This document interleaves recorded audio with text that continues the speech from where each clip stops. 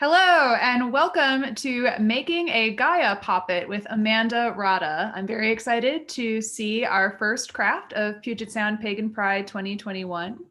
Amanda is a teacher and longtime crafter with specialties in online education and poppet crafting. She has a possum that lives with her in the wilds of Washington State, and the possum is named Bubbles. Amanda, thank you so much for being here. And Yeah. please feel free to get started whenever you're ready. Okay, great. Yes, the fact that Bubbles is here is probably the most important fact about me. Just saying. Um, he will not be making a guest appearance. He's sleeping. Okay, so yes, my name is Amanda Rada, and I'm a very eclectic witchcraft practitioner. I pick up bits and pieces that kind of speak to me and talk to me, and that's kind of my way of expressing my spirituality and religion. Before we get started, I'd just like to do a land acknowledgement. I am on the Cowlitz tribe grounds, and they were here long, long, long before me or any of my ancestors. So acknowledge the use of their lands, which, as we most know, were not necessarily peacefully taken from the native peoples. So you just want to acknowledge that and thank them for use of their lands, because I like my house and I like where I live. So poppets. What are poppets? Poppets are just dolls used for ritual. You can imbue a Barbie doll as a poppet. If you want to. If that's your thing, go for it. With most ritual, most magic, your intent and the process of making something makes that connection and that outcome a little bit stronger.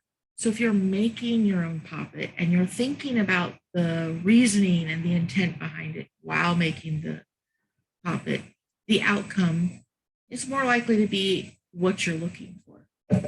So I have already made one today.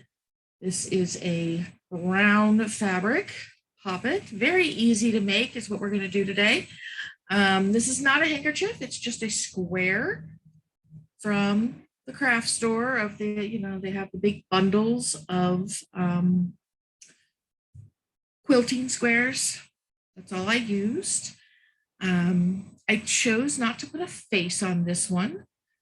Just because I don't know what the face of Gaia would look like, so I just chose not to draw a face on it. So it's super, super easy. You need a fabric square, string, and markers if you want to draw a face on it. So this was a square that I had, for crafting already. Set her to the side, but you can do something like I have this rather mangled tank top. There's a lovely shade of blue that I love, but it does not fit me. So I'm going to just cut a square out of this tank top, and we're going to use it for the one that we're going to use today. So my camera down here. I've got my markers here so I can see where I'm going. There we go. And I have cut one side of the tank top so that I can kind of get the square going. So to make a square, you find a corner and you fold it over so you get a triangle. You can see this here. This way, that works. And I'm just going to cut along the lines of the triangle. Okay, and that will, in theory, give me a square, because the math teacher in me says triangles folded together make a square. Probably done something like this if you've ever done origami and you didn't have square paper. Make your rectangle paper square. Same idea. Size does not really matter. I just kind of eyeballed about 12 inches, if that's a nice size. Now I have a nice blue square. Okay. Oh, one thing I forgot that we need is some fluff for the head.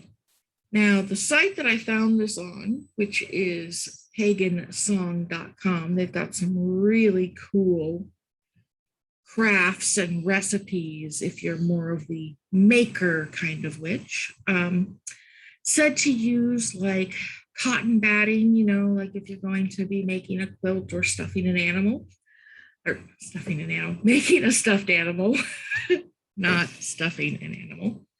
I didn't have any, but I have tissue paper from packages that have come, and I'm all about reusing. I'm just gonna wad it up in a ball. Make it a nice tight one since I have a small. I just have, it happens to be blue. If you're a color person for your magic, you can color coordinate your tissue paper, but again, I'm just reusing what I have. Waste not, want not. Right about the middle of the square is where I'm going to put that ball. And I'm going to just fold all the ends up. Now we're going to pop it back up so that we can see all of me, because it's easier that way. Just pop it back up so that the square is hanging down from what will be the poppet's head. Kind of twist it a little bit to give it some shape. Crunch it around. String, I have yarn, whatever length, along 6 inches or so. Wrap it around a couple of times for a neck. You can tie it in just a knot, you can tie it in a bow, whatever you're feeling. I'm gonna let my strings hang. So you have, you know, like I've also made these as ghosts for Halloween, right? I'm sure we've all done that at some point. White tissue paper, fluffiness ghost, right? Super cute for that. But how do I add it so that it looks more like a person? Well, there's 2 different ways. You can either make the arms like on the square, but mine didn't look so great when I did that the first time around. I tried to do arms on the square and it got crunchy and funky. So I do them on the diagonal. So if you take your corners and hold it out so that it makes that triangle again, the top is what's going to be our arms. Okay, so this top part of the triangle, the body is going to be the final point. Okay, again, we're going to get just 2 little lengths of string here. And you can tie it as real short, just hands. You can tie it back farther if you want arms. When I did my Gaia one already, I tied longer arms so that when I use it to lay her to sleep for the winter, I can have her like fold her arms up in like a hug. If you have that little bit longer arm, it'll look more like you can hug with it. On this one here. So this one I'm also going to give a little bit longer arms. You just take part of that top and tie it off to whatever length arm you want. You can also tie off again towards the tip and give it hands. Again, your intention and what speaks to you is what matters. I also keep all of my little yarn trimmings off to the side because they can be used as fluff for other activities too. You keep your yarn and string if you're a sewer. Those can be great things used for. Okay, now I'm going to be a little picky. I'm going to do the finger ruler measurement to get my arms the same length here. So I've just measured from tip to tie off on one side, tip to about where I want it to tie off on the other side. The super accurate professional measurer there. You could get a ruler and make it perfect if you want. That's up to you. Apparently I can't tie a knot today. That's the thing that happens. All right, so we've made the basics of our little poppet here. If you want to add, I think we're going to do it with this one. We can add a waist by taking the middle of what we've got so far. And again, we're just going to tie into the middle and make a waist. And see how this is such a simple craft that if you've got little ones at home who are starting out and want to make maybe family deities or ancestor puppets, those kinds of things, you can choose the fabric and the colors that work for that, and they can make their own representations of whatever your family might follow.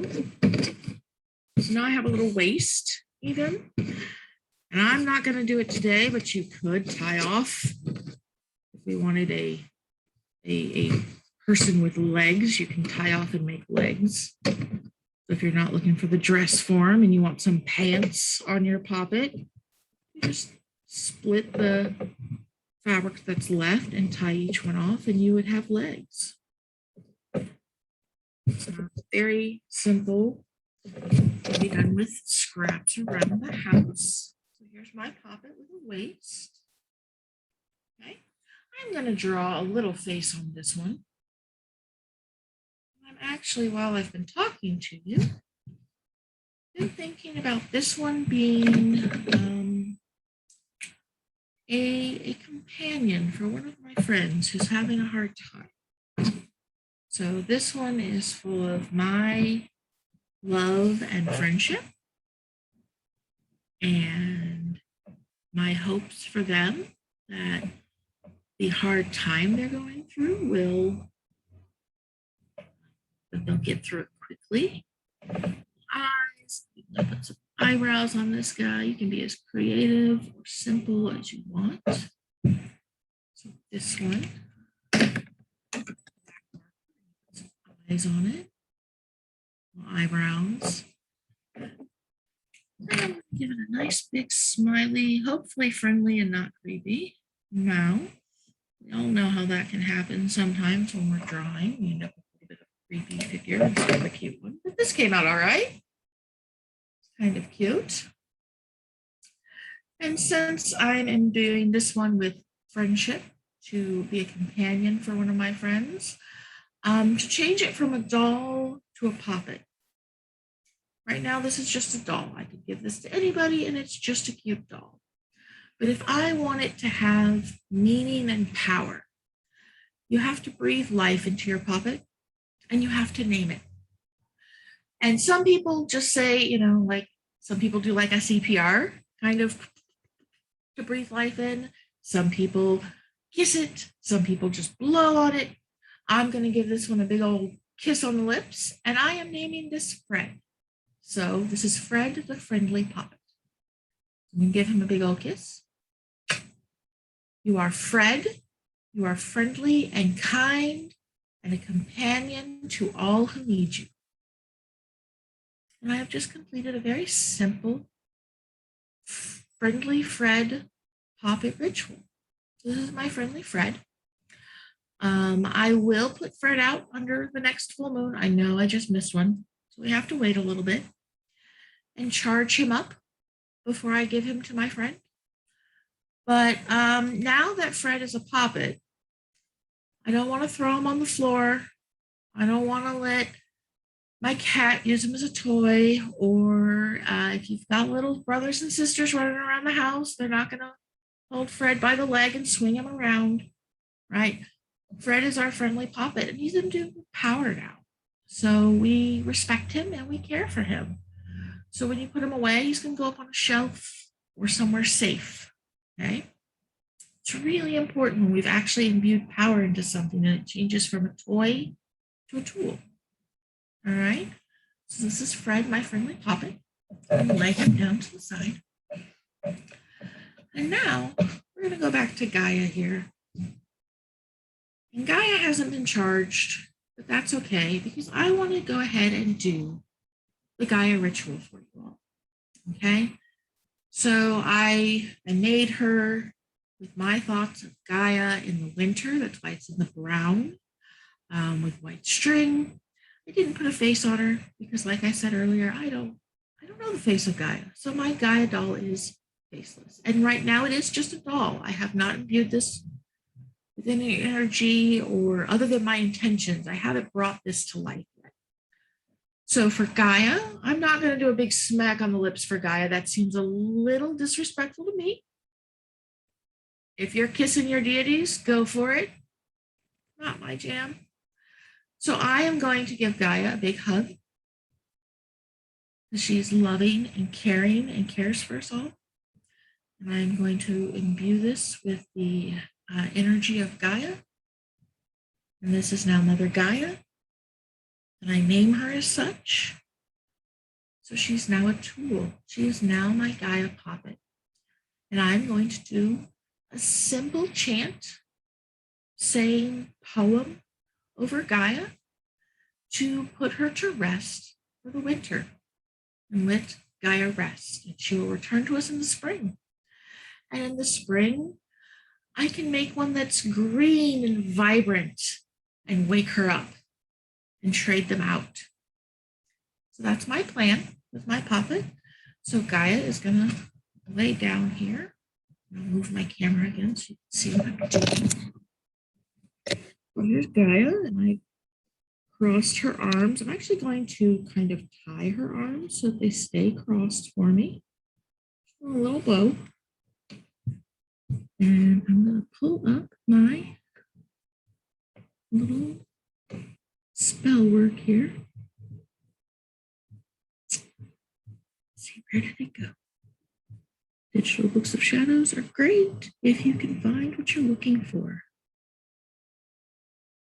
Okay, so again, I'm getting this off of the site pagansong.com. I want to make sure everybody knows this is not mine. I'm going to give them credit for their work. Autumn time is coming, dear. Cold and dark are drawing near. The goddess wraps you in her arms and keeps you warm through the winter. May you rest through the winter, Mother Gaia. We'll see you in the spring, renewed and fresh. And when I'm done today, I'll put my Gaia Poppet up on a shelf that has my altar set up for the winter. And that's just where she'll rest for the winter and into the spring. So those are two very simple rituals you can do with poppets. You can make them however you want. You could get very fancy and sew them together. You can keep them very simple like I did. Poppets are wonderful to use to give your ritual a face, to give it a being and a substance. So if you are looking to work in that field, I did a very, very quick Google search. Just about every pagan or polytheistic religion uses some kind of puppet in the past. It's a very, very common, almost every tradition has something that relates to puppets. So whatever your path might be, you can find puppets and find a way to use them. And so I hope this helps anybody who's looking to start down that path. And again, if you want to see the directions again, other than backing up this video, pagansong.com. Thank them for giving me this great idea. I love it. I've done a couple other things with poppets before because of them. So thanks very much, guys. And I don't have anybody to ask questions from, or answer questions from. So I guess I'm done for today. Well, I wanted to thank you, Amanda. I think that this was a beautiful Poppet presentation. I think you showed us a lot of the versatility of Poppets. And yeah, like you said, I love that you can really apply them whatever path you're following and whatever work that you're working on. So thanks again for sharing that with us, Amanda. Well, thank you so much. And have a great day, guys. Yeah. Thanks for joining us here at Puget Sound Pagan Pride 2021. All right.